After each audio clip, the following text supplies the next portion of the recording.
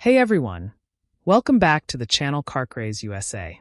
Today, we're diving into a hot topic that's been buzzing in the car world lately, Ford's potential return of the Excursion. Yes, you heard that right. Let's break down what's happening and what we can expect from this legendary nameplate. For those of you who might not be familiar, the Ford Excursion was a massive SUV that roamed the roads from 1999 to 2005. This beast was essentially a supersized version of the Ford F-Series trucks, and it was built to tackle just about anything you could throw at it.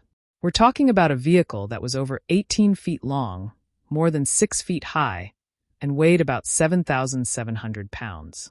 That's one hefty SUV. Now, fast forward to today. The Ford lineup is mainly focused on high-riding and commercial vehicles.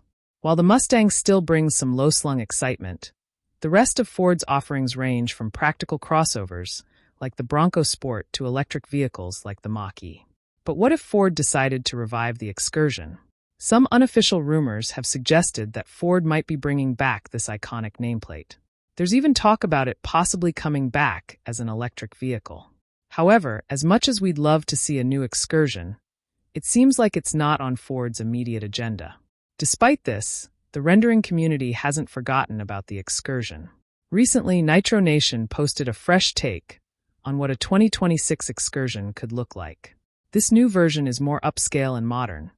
Think sleek black finishes, shiny accents, and massive alloy wheels wrapped in skinny tires. Now, while this concept looks pretty cool and high-tech, it's not exactly a direct nod to the old Excursion. It's got its own vibe, and some people might love it, while others might think it strays too far from the original design. So, what do you think? Are you excited about the possibility of a new Excursion? Do you like the direction the renderings are taking? Or do you have your own vision for what a modern Excursion should be? Drop your thoughts in the comments below. Thanks for tuning in.